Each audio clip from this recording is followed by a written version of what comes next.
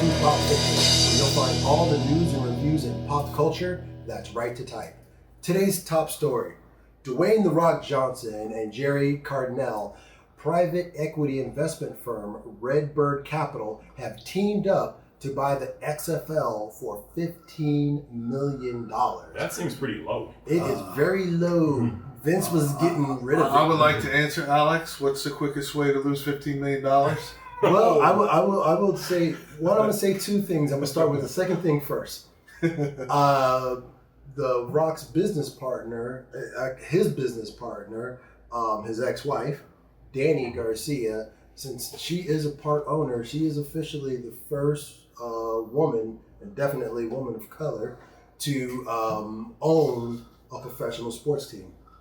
With that being said, actually before COVID, the ratings were pretty decent for the XFL, but they were also getting a lot of hits on their highlights from more people were watching the highlight clips than the actual full games.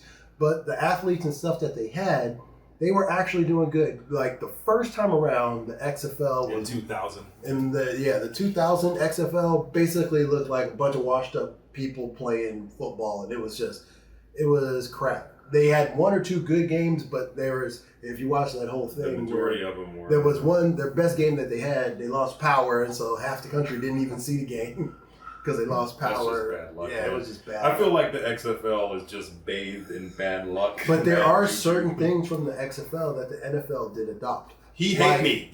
Rod, what was his name? Rod Smart or something like that. That's right. But the overhead cam that follows that kickoff, the NFL took that from the XFL. Well, it's this thing about the AFL. The AFL had a lot of great things. The NFL Correct. took from. I've seen clips of NFL games before. NFL only did the play-by-play.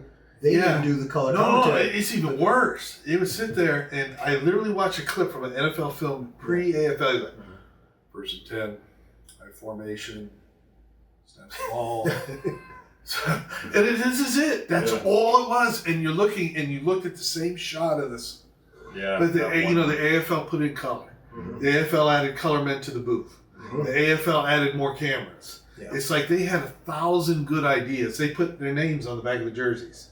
AFL had 1,000 good ideas, and the NFL incorporated them, and they had to come together. They had to. XFL maybe has 1 or 2 good ideas, and the rest of it's lame. Well, I would have to say the XFL 2.0 was way better than the XFL OG. And I trust The Rock. How about that? How about that? The man feels like he could do no wrong. Even when a movie bombs, he still sells the crap out. Franchise Viagra. So maybe he's, And speaking football of The Rock. All right. DC Fandome, a free global 24-hour show featuring DC's biggest stars and upcoming events and projects. It dropped actually in real time. Today. Oh, today. It dropped today. It's running on a 24-hour cycle. By the time you see this, it would be over. However, they just announced that, gosh, I wish I had it in front of me. I want to say it's either September 12th or September 22nd. They're going to do another Fandome. Oh, so you can catch it again. What are they talking about? Upcoming movies? Yeah, upcoming movies. Like they had Robert Pattinson and Matt Reeves kind of did this. It was a pre-taped panel, but they still did one. Talked a lot about behind-the-scenes stuff about the new Batman movie coming out. They showed some images of Pattinson as Bruce Wayne. And you know what? He doesn't look like the glowing vampire guy. He looked like, not. I know, that's a long time ago, but that's what people think about. Speaking of Batman, this is I don't want to say this was wrong with DC. However, I heard, is this rumor? Ben Affleck is going to be Batman in the Flash movie? In the Flash movie. Did you hear that? I haven't heard it yet. Ben Affleck is coming back as Batman, which is what a lot of... that was off the table. He was done being Batman. I know. Also, Michael Keaton is also coming back in the Flash movie. Now, they haven't announced it quite yet, or maybe they did at DC Fandome, but they haven't quite yet said that they're doing Flashpoint Paradox, but there is definitely multiverse where Flash is running through. They already teased it on the Flash TV show where the Ezra Miller Flash ran in with Barry Allen, Grant Gustin's Flash, and they were looking at each other. It's like, oh, look at your suit. I like that. Oh, I like that. And, you know, it was a good nod. Too little, too late. Get out of here. Well, the whole thing is, and again, in Fandome, they did say that Ezra Miller will still be the Flash, even though there's been. And they also said, what's her name? Amber Heard is still gonna come back because they was really gonna fire her too. Yeah. Well, all the Johnny Depp flack. Yeah. Well, anyway. And I was gonna also say, and The Rock is still gonna play Black Adam. He's a good choice for Black Adam. I think he'll be. We'll be watching with bated breath, just like you. One of pop culture's most famous postal workers has some words of support for the United States Postal Service. John Ratzenberger, a.k.a. that guy from The Empire Strikes Back, who played the beloved mailman Cliff Clavin on the hit comedy Cheers, filmed a plea for people to support the post office, and we're filming a plea to support the post office. Yeah. Now, I talked to some postal insiders, and they're saying that this is a lot of BS that's going on. They said, look, the United States Post Office is fine. We're going to be okay. But there's a lot of stuff. Now, you do see a lot of those blue boxes. They are disappearing. The ones in our neighborhood are gone.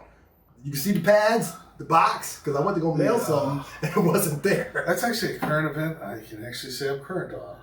Congress passed a bill, the stimulus bill for the post office, but Trump is threatening to veto. Now, Surprise. I don't want to get into the whole thing, but because of the whole Trump is trying to destroy mail, the USPS, baby. because of the mail-in ballots, they want to. It's a whole thing. I also heard that he's going to try to make an executive decision and not. Executive order. Executive decision was a movie with Kurt Russell. Yeah. Oh, great line in there, right? Remember, like who's 007?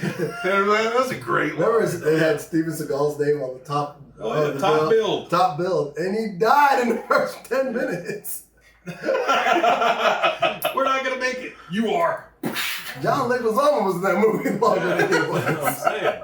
And I inside info I heard in an interview with John Leguizamo. Oh wait, you're talking about is an asshole. Yeah.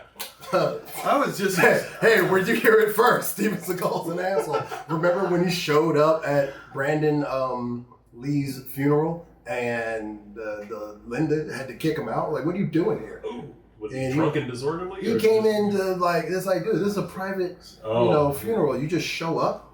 Well, come in and pay my respects. Yeah, get out of here. Get out of here. Nobody likes you. No, even to say something about Cliff Clavin, John Ratzenberger. If you watch Gandhi, the movie, he has a bit part in it. His voice is like 3 octaves higher than it is now. I'm like, do you sing for Aha? It's like, John Ratzenberger? Yeah. Is it? I can't do his voice. I can't make my voice that high. He had like one line. And it sounds like the Chipmunks. Speaking also, since we're saying John Ratzenberger, I believe John Ratzenberger's voice is in every Pixar movie. Oh, that's cool. Definitely in the Toy Stories. Well, yeah, I think every Pixar movie he has a little. Well, you know what he would say. What do you say there?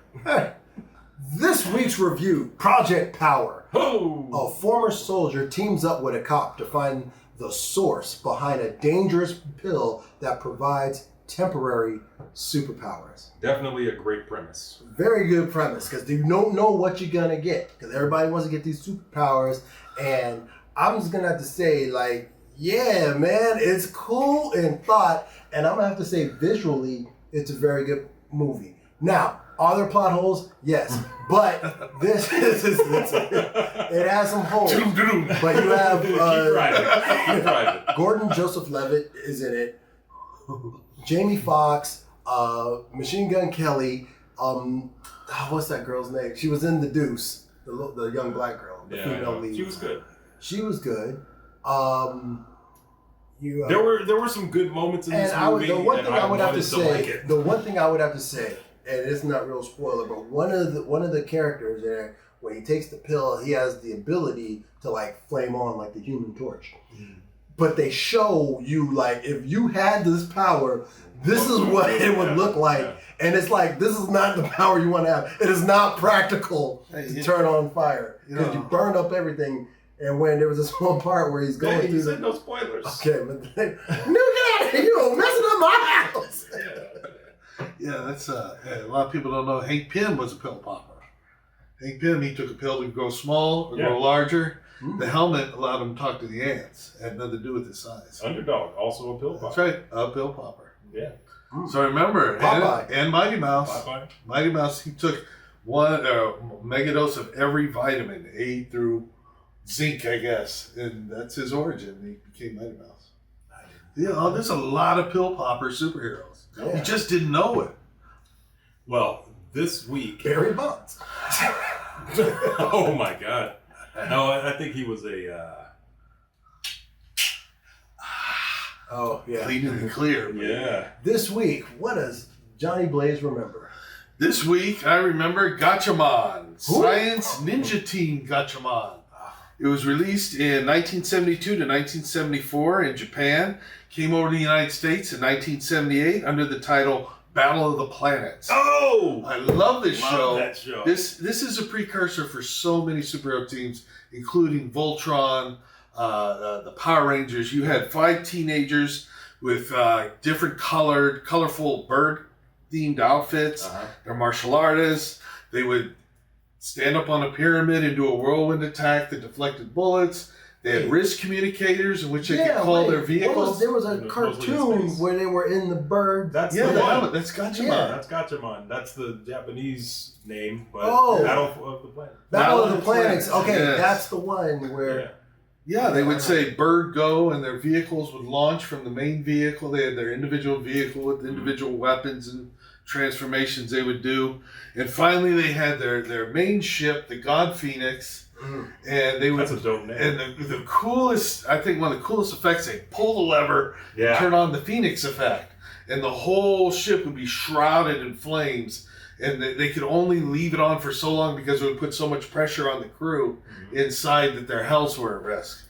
But that's what I remember. I grew up with Battle of the Planets, loved it, and loved all the shows that were inspired from it. For sure. Definitely a great one. Well, this week, Ralphie D recommends Life on the Line. After a family tragedy, Bo Ginner rises to be a foreman in a Texas lineman team, upgrading overhead power cables and preventing disasters. However, there's friction when his college-bound niece Bailey's on-off boyfriend Duncan joins the crew, while another recruit is hiding PTSD symptoms. This movie is terrible, but it is entertaining as hell. Tell you what. John Travolta plays the lead. Oh, no! In his direct-to-DVD heyday. Is there 4 different levels of conspiracy in it? Just 1 or 2. Also, he's slipping there. Sharon Stone is in this movie. And what's his name from... Can I get a circa? 2015. Yeah. Oh. Yeah. So this is when everybody's done with their career. Yeah, and he wears 2 glorious wigs and 2 glorious beard wigs. What do you call a beard wig? A face warmer. A face warmer, a face merkin. The coma look. Oh, man. It's great. And spoiler alert, it has one of the greatest on-screen deaths I can ever recommend. Better than the twitching leg in Deep Blue Sea? Well, not as good as that, but definitely top 20. I'm tired of these motherfucking sharks on this motherfucking boat. I'm Ralphie D, and that's news to me. I'm Cool Water Kirk. That's my story, and I'm sticking to it. We'd like to hear what you think. Leave us a comment down below and let your opinion be heard. And if you like this video, please check out other videos on our channel like Get in the Character and Retro Recast. What? And I'm JB. I'd like to give a shout out to our local comic book stores. Please visit them, buy the comics. And this is 252 Pop Fiction, where you hear it first.